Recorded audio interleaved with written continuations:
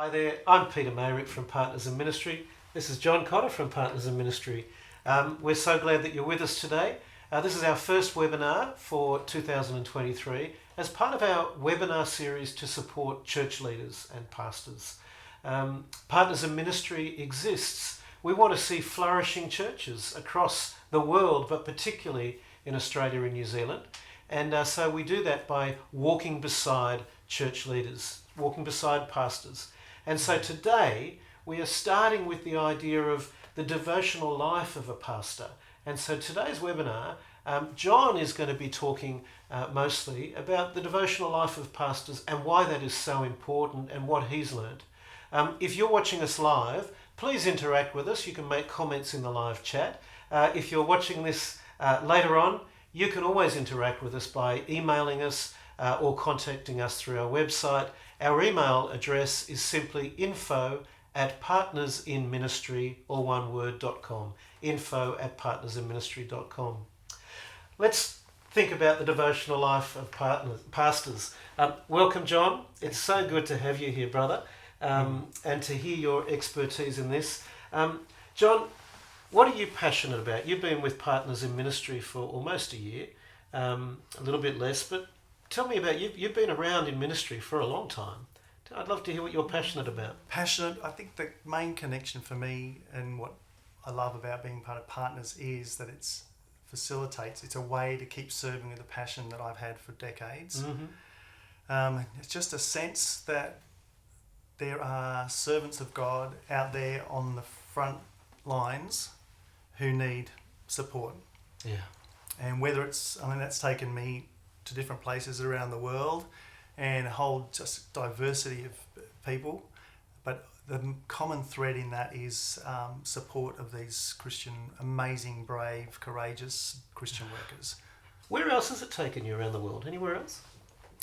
I've had opportunities mostly around Asia to just connect with pastors there and agencies and people. But Pete, it doesn't matter wherever you go in the world, whether it's across Asia and then coming back to Australia, essentially the need is there.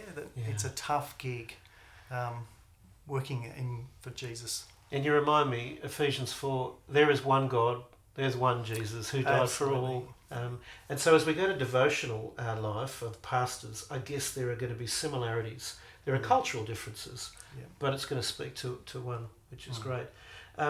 And you've already said why you joined Partners in Ministry. So why don't we kick off and then we're into the topic of devotional life.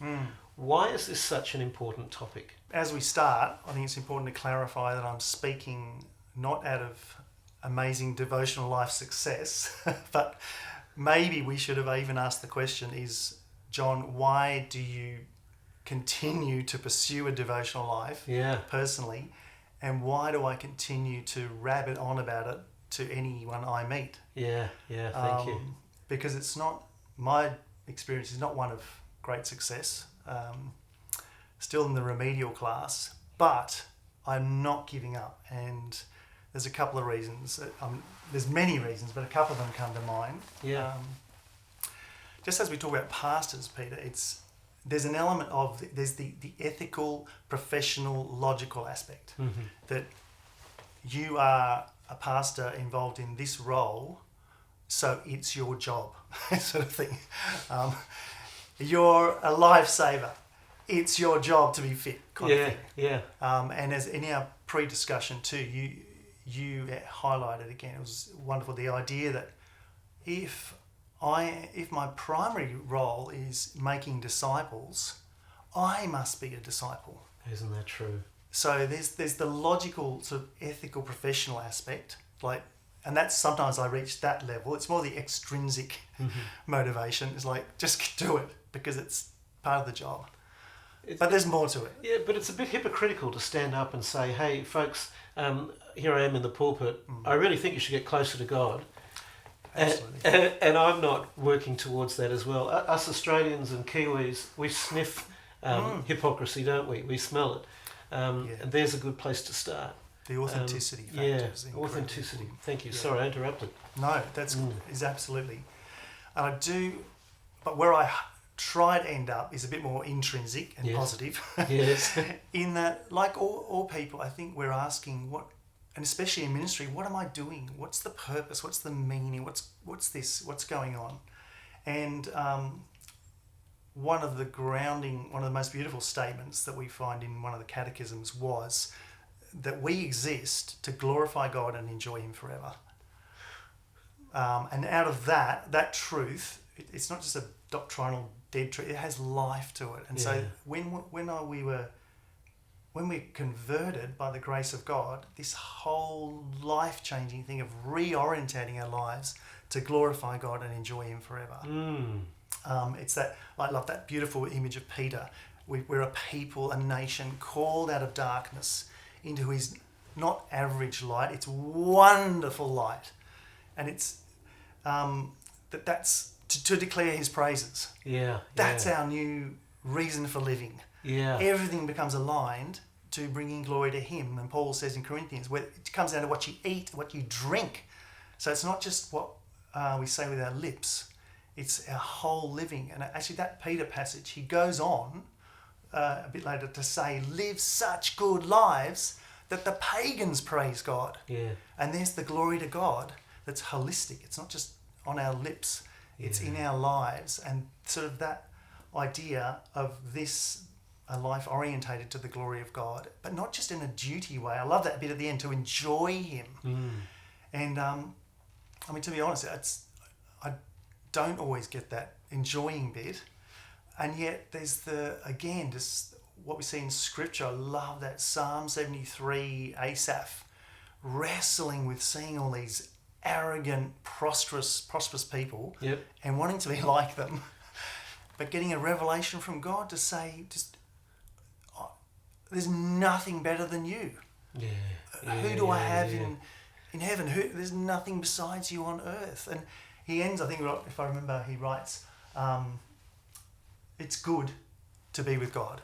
That's where he ends up. And I was thinking, yes, I want my satisfaction, my deepest joy to come from God.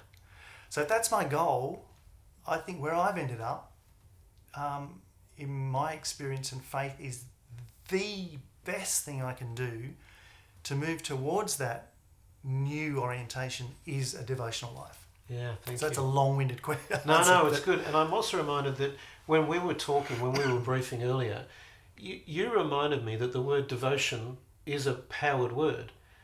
Devotional, I am devoted to you, Lord. I'm not devoted to myself here. It's the glory comment. It's Psalm 73. That's a wonderful parallel there, isn't it? The shift from self and jealousy, etc., of the nations to, oh Lord. To God, there's stuff I've been reading too, just again, and maybe it's sort of on the end, but I find it motivating that also now serving, particularly as pastors, that this world, someone described it beautifully, it is fast, distracted, and always on the move. And that is just undoing us. He said, but what, and again, this is what the devotional life facilitates. It brings slowness in a fast world. Gotcha. It brings attention in a distracted world. And it brings stillness in an ever active world. And it's sort of, what does the world most need? It needs people who can do that with Jesus, not just any old habit, it's with Jesus. And through that, they're transformed to be a blessing. Gotcha. And so I'm hearing you. This world is all over the place. If you're leading a church, you need to be centered, understand purpose, centered on Christ. And from that place, that sensible place, you can lead a church well without hypocrisy. And the other thing you said quite clearly is there's no perfection here. There's lots of error. There's lots of trial. There's a discipline that goes on. I get that. We understand people struggle with this, but we also understand the blessing that people get in this from time to time or more frequently, just different experience for different people. So there are challenges, therefore, in devotion.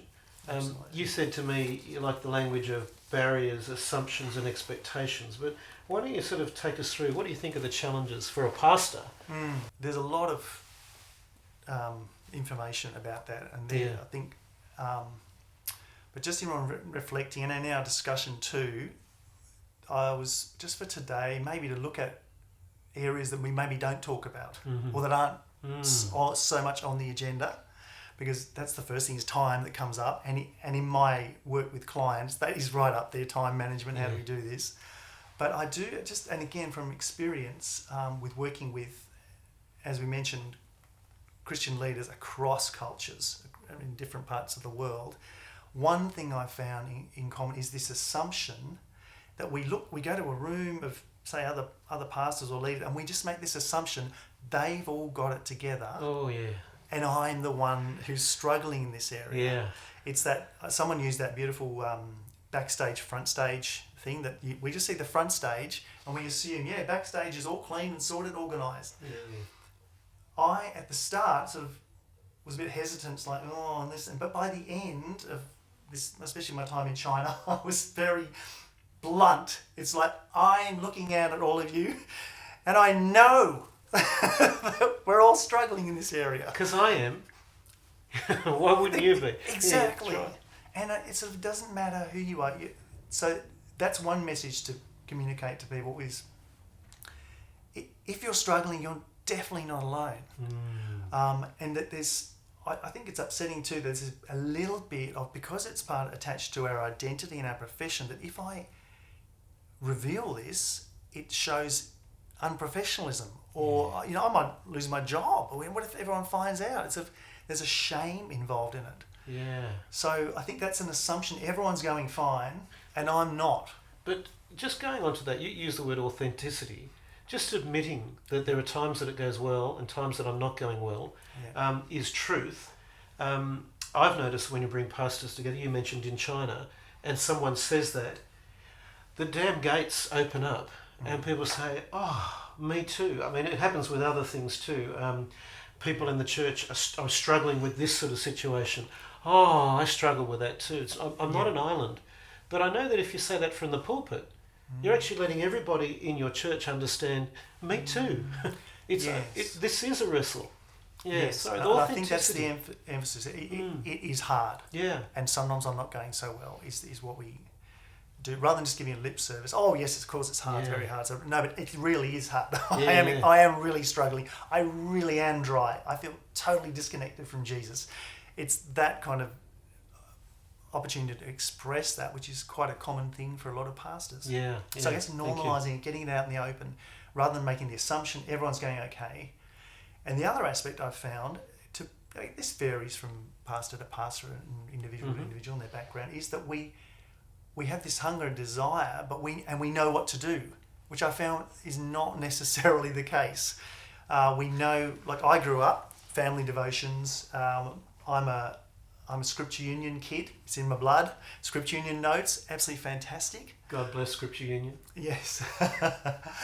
And now recently an app on my phone. So we're familiar with that. But I think what we're talking about, Peter, is a greater depth. Yeah. Not to create a super spiritual elite idea, but just a depth of a devotional life that is just deeper, richer, more consistent for a pastor who has a greater responsibility as a shepherd. I've noticed working with partners in ministry, being able to work across the different tribes, across the different groups. When you bring people together, it's amazing how I do this. You said I'm a Scripture Union kid, and you meet with someone who's got more of a contemplative, is that the word? Yeah. Background. Let me try that. Oh, gee, that was good. I didn't feel so comfortable with that, but it's just so helpful to meet others and talk. Yes. So what else? What else do you think is there in the challenges, the barriers, the assumptions, the expectations? Is there anything else? I think sometimes there is, as we're coming into ministry and especially starting it, there is certainly for me that this is something that can't be too hard, and maybe there's a youthful naivety in that, and a sense of I'm educated, I can overcome. This can't be too. I can fix this. Knowledge equals devotion. So it's that this shouldn't be tough, but actually, if you'd asked me, say when I graduated from Bible college, what is going to be the greatest challenge and the greatest test for you in your ministry, no way would I have said my devotional life, but I think it is. Yeah. It has been the hardest thing. It's like, do you want to face Goliath? Sure. Do you want to go to the lion's den? Sure. Now I'm asking you to set aside all this time to spend time with me. It's like, I can't. That's really hard. Yeah, it is hard. It's interesting. As I work with pastors, one of the things I notice is some people just need to schedule devotions into their calendar, into their diary. Other people, that would be the worst thing that you could invite them to do because they're doing it anyway, and they, But if it's not set aside, it's not set aside. Yes. So sometimes just booking it into the calendar is recognising this is something I will make time for. Yes, and that whole booking it in and doing it, I mean, some people are really good at that, but a lot of people, I get the sense that we think, that's all there is to it, but we're unaware of how there is the world, the flesh, and the devil are all against this time. Yeah. In a very active way. So if I'm the devil, I'm going to say, no, there's two other things you need to do, and if you make time for it, I want to shallow it up, don't I? Totally. And so shallow it up. What does that mean? We'll come back to that when we talk about what helps, I guess. So even my guru, one of my gurus, Hudson Taylor, one of his was Satan will do anything to distract us, even if it means adjusting the blind on the window. And it's that Satan's not going to let up. Yeah. And the world isn't going to let up. Our phone, our devices, our accessibility, all that is like set up against this slower, non-distracted, still present time. So I think we underestimate that. That's why it's an assumption. No, it's important, isn't it? It's interesting. There's a great paper. We'll put this in the notes below. A great paper that was done in 2012 with 108,000 Christians around the world, so all countries. And they were trying to work out, is there one thing that correlated or represented people who were growing in their love for Jesus, growing in their faith and living out their faith? And the one thing that correlated was, you guessed it, time in devotion. And the metric was 4 or more times a week spending time with the scriptures. Now, that's not new information, because the famous Willow Creek Reveal study showed that people who are growing, the common element was time with the Bible. But I think that's a really important thing to get. So that plays into the devotion. Yeah. I might work in a church that is a traditional church and lots of people are spending time in devotion, but actually, and they're not growing. But you can see quite clearly they're not actually spending time in devotion.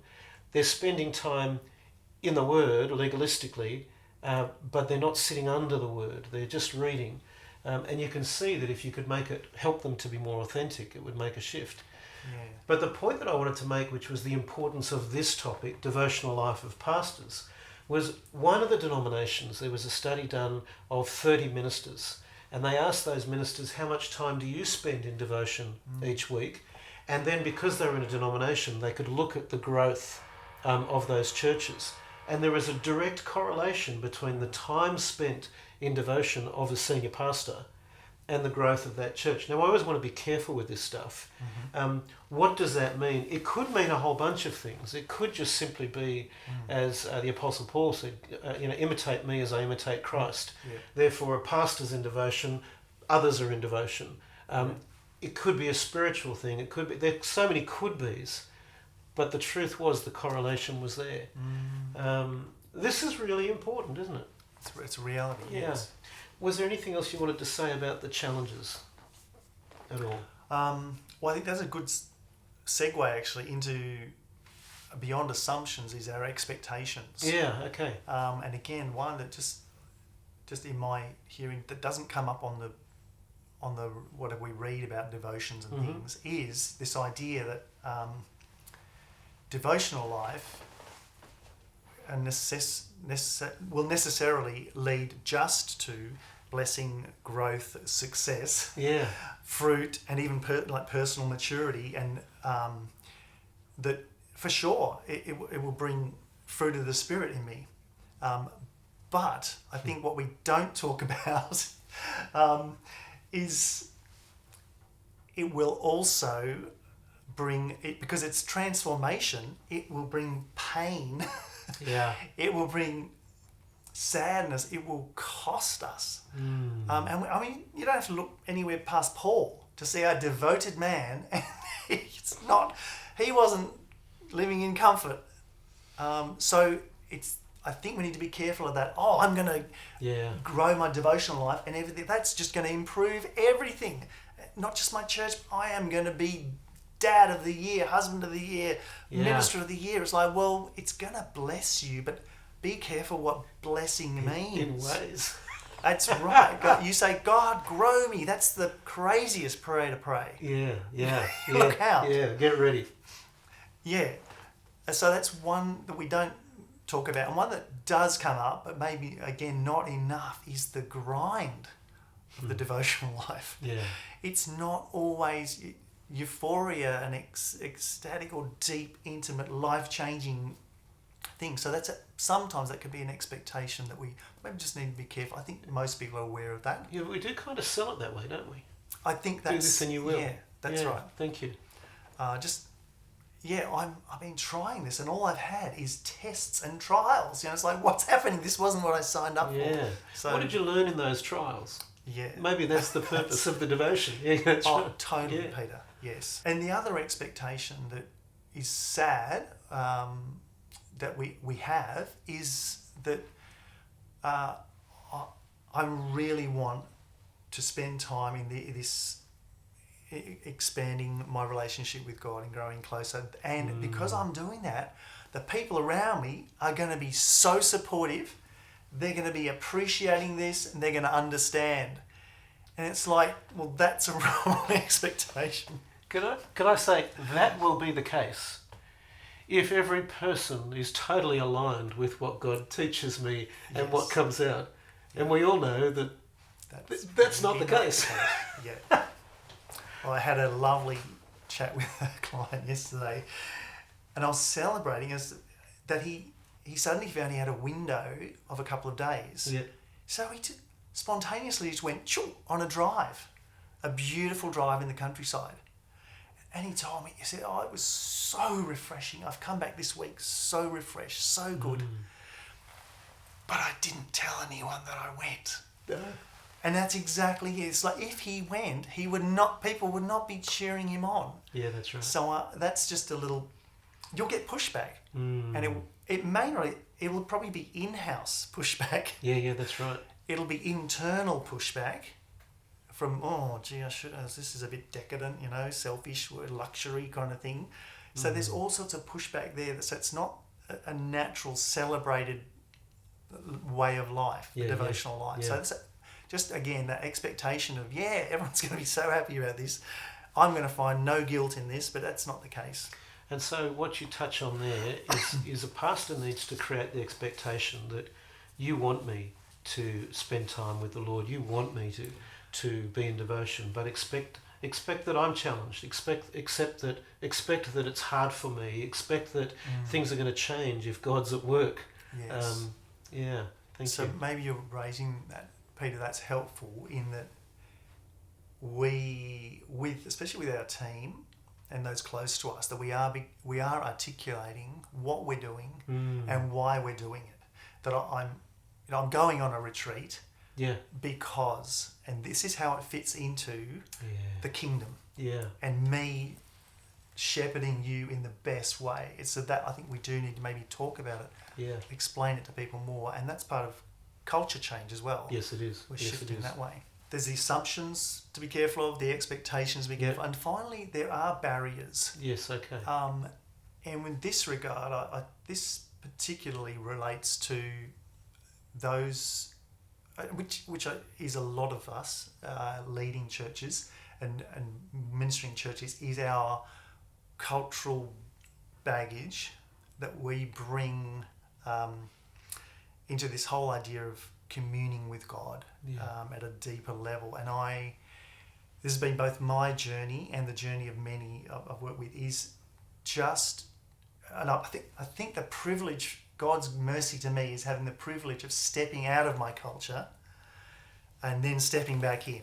Wow, yeah. It's to step into another culture and see other people engaging with God in ways that are just amazing and just astounding, and stepping and just realizing how cerebral my faith is. And I think that's the key. It's the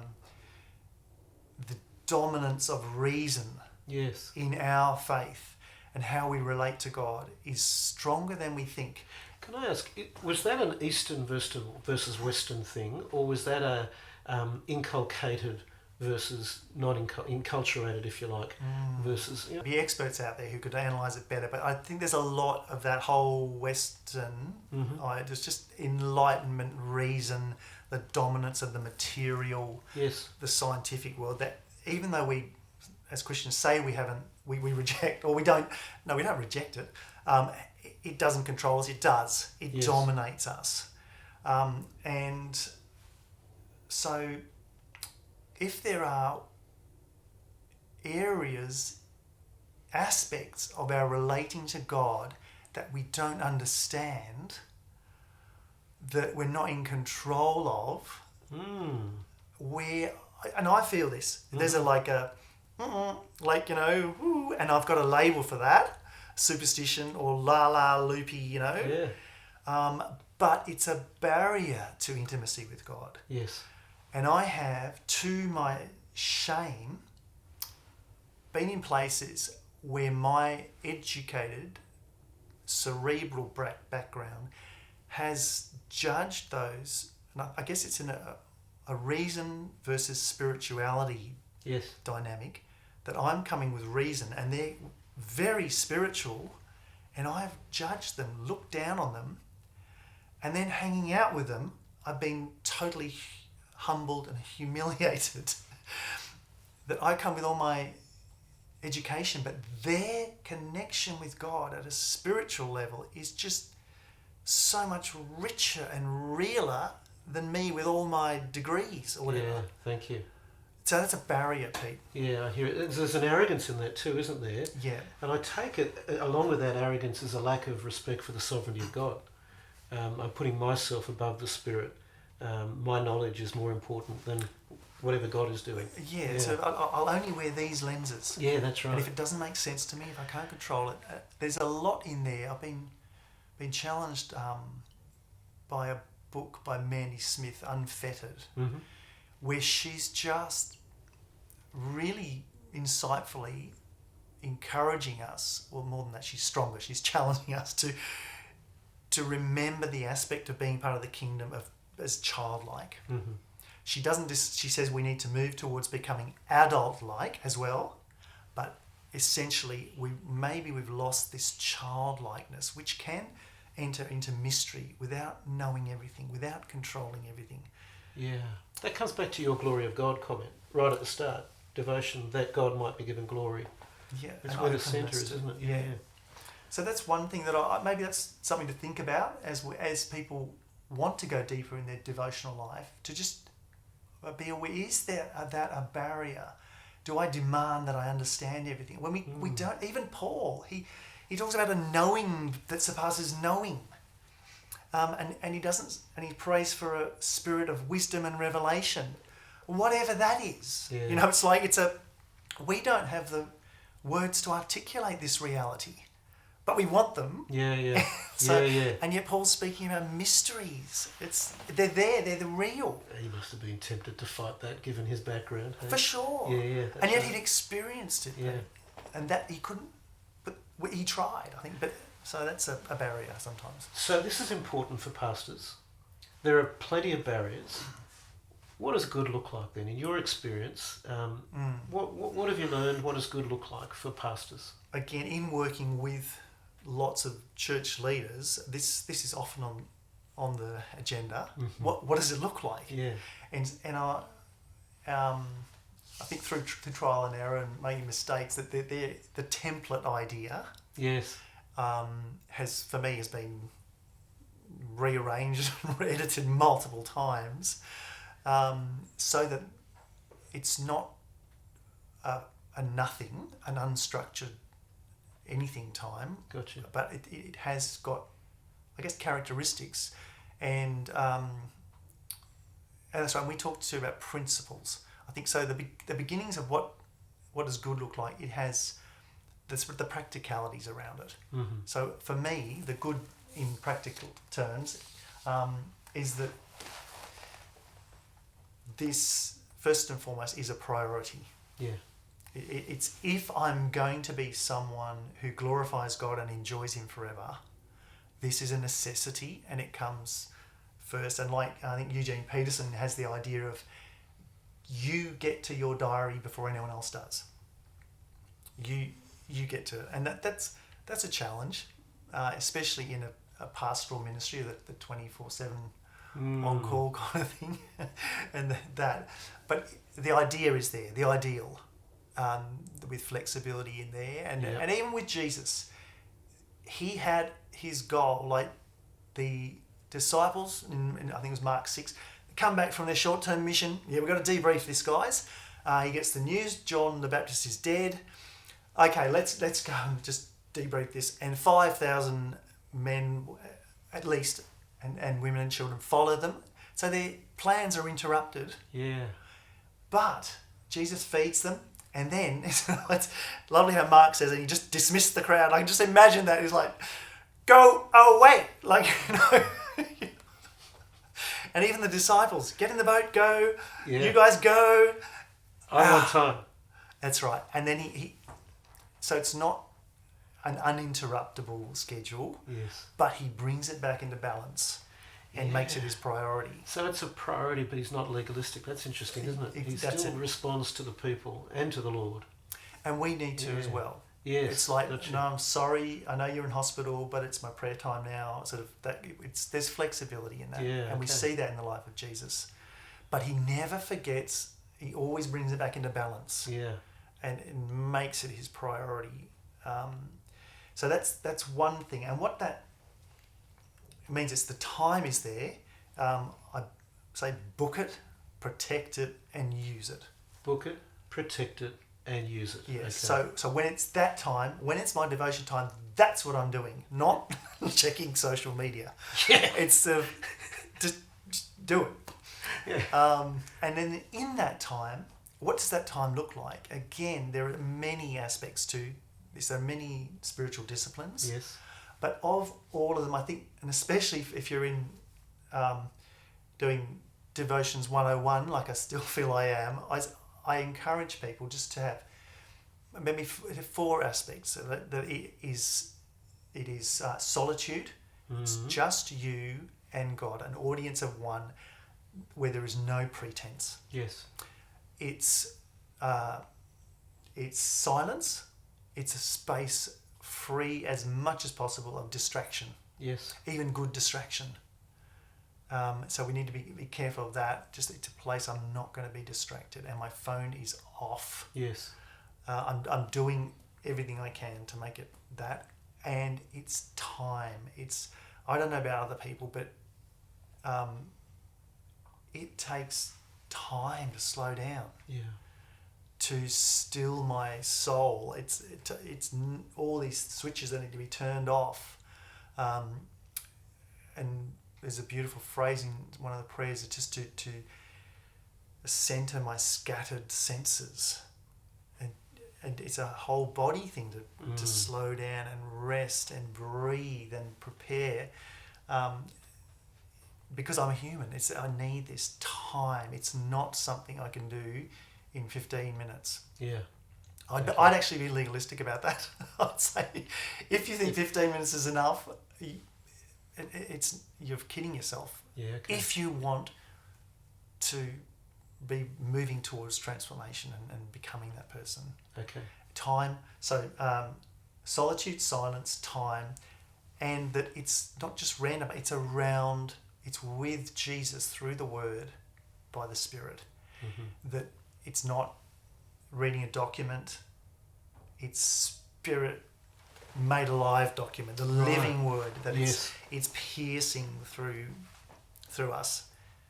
It's affecting me. It's alive. So both the Spirit and the Word interacting in a mystery that I can't explain. Oh, I love that. But it's got That's life not to easy it. though, is it? No. It takes discipline, as you said. Oh, incredible. Mm. I don't want to just don't want to underestimate that. Any other hints for what you think good looks like? I think just to emphasise that there must be a whole lot of grace, grace and truth. Okay, yes. And what I mean by that is grace for the failure, grace for not doing it perfectly all the time, and in saying that is exactly what I'm confident Jesus would say to us every time we turn up. Yeah. He would not. He would not be admonishing. He'd just be delighted that we're there. So that's the grace bit, to not compare ourselves. I'm not. Yeah, thank you. This guru or whoever's written the biography, Yeah, I'm not John Mark Comer. That's right. I'm me in my world. I'm me with my newborn twins. Yes. I'm me with this person dying. I'm me trying to run a business or a church. And Jesus says, like in Hebrews, he says he knows. He knows our weaknesses. He knows our situations. And even in Revelation, Jesus speaking to the churches, I know. Yeah. I know what it's like for you. But then there's the truth side. There's the grace to say, yes, keep trying, keep coming back, because it's got to be love-based and devotion-based, not legal-based. Yes. That's what Jesus wants to foster. But there is the truth side, where he says we need that reality that you cannot become without this. There's that, my humanity needs that. To say, this is reality, John. Yeah. You cannot live outside reality. Yeah. This is a principle. You cannot be telling others how to follow me if you're not. Yeah. So there's the truth bit, which is very much Jesus. He says, well, I forgive you. Now, stop doing it. Now change. Yeah, that's right. Yeah. The truth is very real, isn't it? Don't fool yourself. Don't have yourself on. Yeah. But Jesus is full of grace. Yeah, so we've got to just keeping the balance of grace and truth that in a beautiful, gentle Jesus way that is firm, strong, true, real, hiding, nothing hidden, and he'll work through it. Just keep us going with that, just to keep going. I think that's great. Thank you, brother. I'm going to ask you in a moment how can you help, and how can Partners in Ministry help. But I'd like to just sort of go over to Louisa De Bruyn. Now, Louisa is a ministry partner and a pastor in northern Tasmania. And Louisa led a devotion for our team recently, which was just magnificent.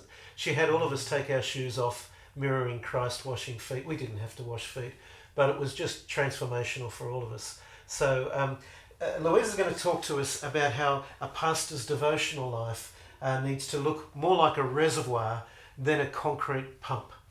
More like a reservoir than a concrete pump. If you want to know what that looks like, here's Louisa. Hello everyone, so great to be sharing with you on two images, that of a concrete pump and a reservoir, that depict the struggle and the challenge of a pastor's devotional life. Any Grand Design fans out there? Have you ever watched when they are pouring the concrete in the build and the concrete arrives, and often they use a concrete pump to get the concrete to the right place in the foundations, and there is a lot of excitement, there's a lot of pressure, there's demand, and really sometimes emotions are flying high, but there's an urgency in getting the concrete to the right place. I think this can be like our devotional lives. Sometimes the pressure for content and information is on us for the next Vision Sunday, the next message we're preparing to deliver, or a meeting we're hosting, or a pastoral visit. where we are looking for the content, the right word to say, the right encouragement to give. And we're putting pressure on ourselves to deliver quickly. This can affect our devotional life. I think David already invited us back in the Psalms to be still and know that He is God. Yet we give in to the pressure to perform and produce content. He not only said be still as a command, but He also reminded us that the Good Shepherd invites us. He actually leads us beside the still waters. What would our devotional lives look like if we took the image of a reservoir and tried to apply that to our devotional lives? The Melbourne reservoirs are a great example. They produce the highest, best quality water in the world. Firstly, they contain the catchment of the water. They don't just allow any rainwater to go into the reservoirs. They watch for whether it goes over fields or places where there's spraying or animals are living. Secondly, they allow the water to rest. And as the water rests for actually up to 5 years, the impurities break down in the water. Fourthly, they do another purification process before the last testing and releasing the water at an affordable and accessible to every home in Melbourne.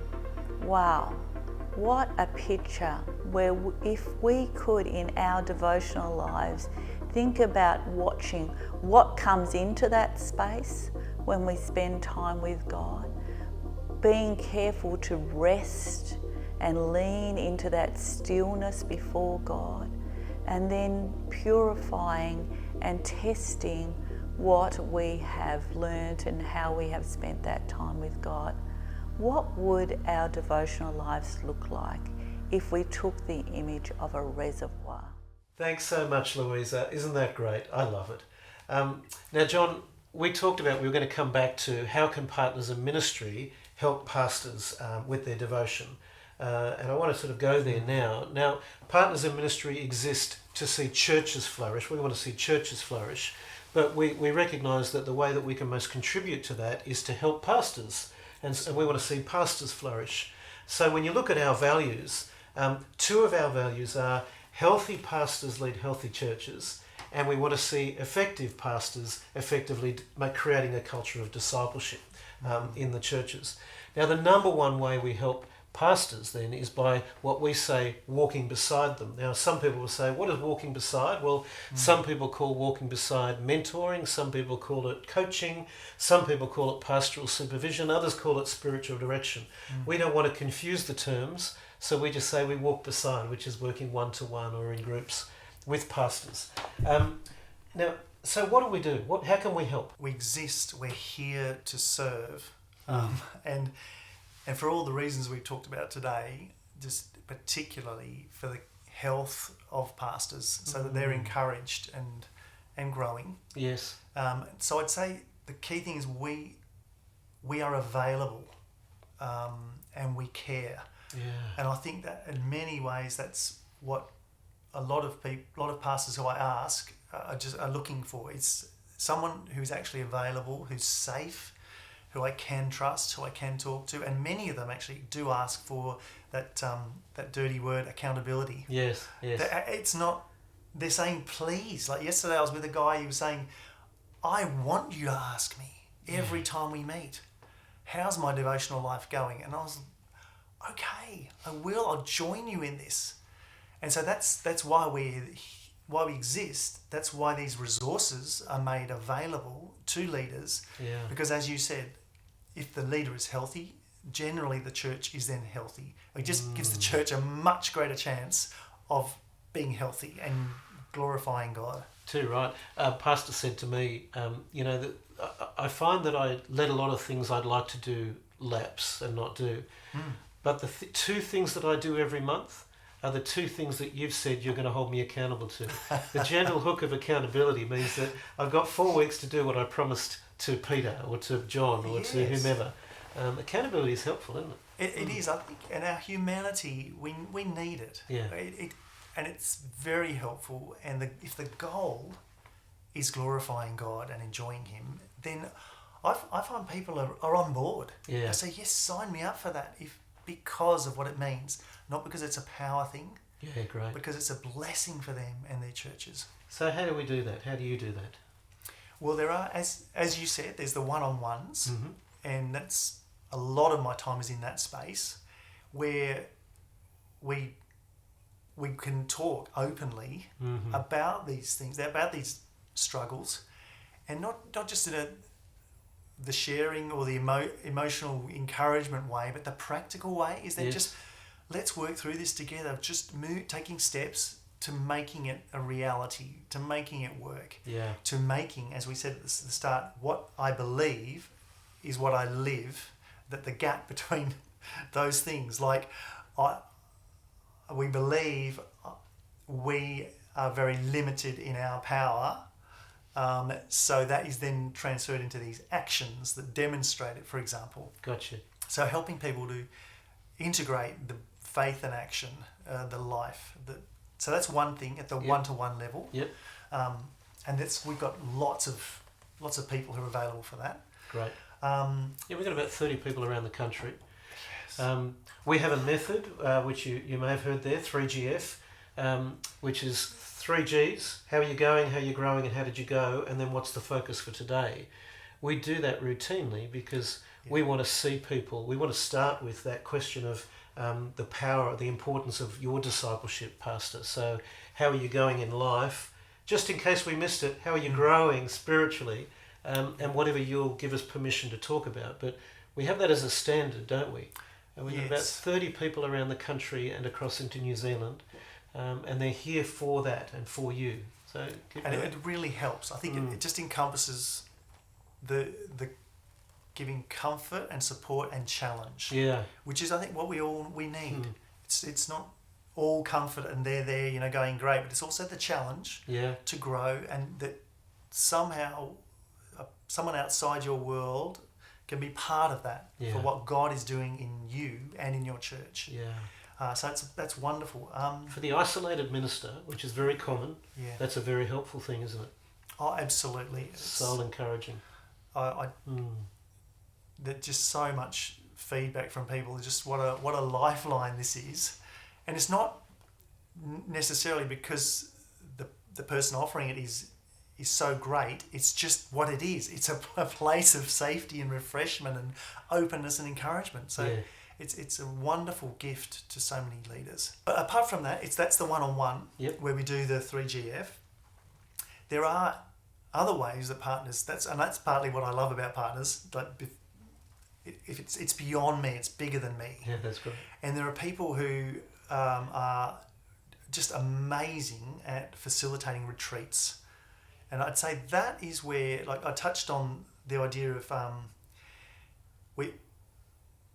we have assumptions about what it's like to go deeper, or we don't quite know how to do it. And a retreat is a wonderful place to try to experience it, to learn, and again without pressure of did you have a vision of Jesus? It's like no, none of that. It's a very open, just giving God the opportunity and people to help us learn how to go deeper, how to get still. So the retreats are one great option. Oh, wonderful. We're going to run more retreats, at least in every state of Australia. And if someone is interested in getting involved in a retreat, just again, use the email address info@partnersofministry.com and we'll connect you. If there are areas in this area of devotional life, and I guess exploring what it looks like in someone's context, whether it's usually with a group, that's an area where we could offer help, whether it's a workshop or if it's just facilitating dialogue in that area. What could it look like for us as a team individually? So workshops, and now we do have consultancy, and some people sort of think, sort of consultancy and devotion, how do they crossover. But we have got a brilliant team of really experienced consultants Yes. who come in and they do I'm less familiar with this, the diagnostic, the data and all that, because I'm more intuitive. And if you're like me, I really hope you hear this, that this has incredible value just in its objectivity. Yeah. That not as a rule or a formulaic, but it's just, I guess it's information that's so helpful and real, which then, through consultancy and dialogue and collaboration, can begin to shift what we do. Yeah, yeah. And that then reaches the goal of creating disciples, of making disciples. So that's where consultancy that PIM has can come into it to reach those kingdom goals. So using consultancy, which it's like, but it's helping to reach the goals. Yes. And that's what matters. And I've got a business background, so I love surveys, I love consultancy. The thing I love about surveys is you can ask direct questions, and the aim of it is to create awareness, which is the base level of emotional intelligence, right? It starts with self-awareness. But the other thing it does is that actually, when I ask you the question, do you spend time in the Word? The first thing you have to do in your brain is ask yourself, well, do I? But the second thing you're doing in your brain is saying, do I think that's important? So surveys are always a testing tool and a pedagogical tool. So we have surveys available, and we always ask those we work with how they're going, how they're growing, and we do that in survey as well.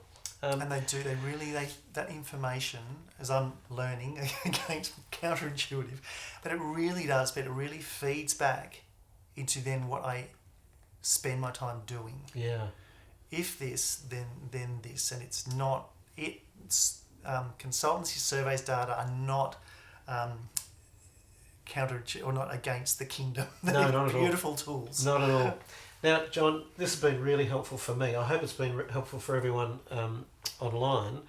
You got anything you'd like to finish with as we think about devotions for pastors and devotional life? I think I just want to encourage people to be aware that there are people who exist, who are available, like partners in ministry.